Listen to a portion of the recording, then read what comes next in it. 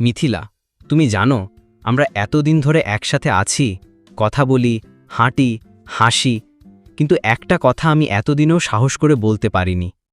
তুমি এত গম্ভীর কেন আজ? কি কথা বলো না। আমি প্রতিদিন অপেক্ষা করি তোমার মেসেজের জন্য, তোমার কণ্ঠ শোনার জন্য। তুমি যখন হাসো মনে হয় পৃথিবীটা থেমে গেছে। আমি আমি তোমাকে ভালোবাসি মিথিলা। এটা শুধু বন্ধুত্ব না, এটা তার চেয়ে অনেক গভীর কিছু। রাহুল, তুমি জানো আমি প্রতিবার যখন তোমার ফোন পাই আমি নিজে থেকেই হাসতে শুরু করি।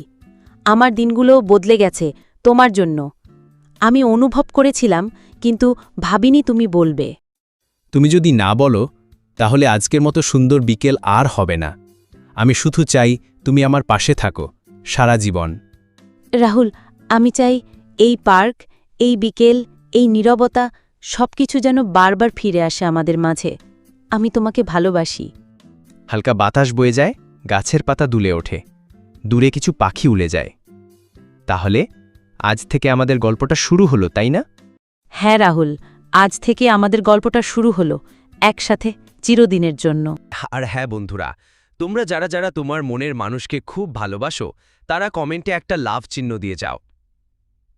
আর হ্যাঁ, ভিডিওটি ভালো লাগলে একটা লাইক, শেয়ার এবং সাবস্ক্রাইব করে দিন। ধন্যবাদ।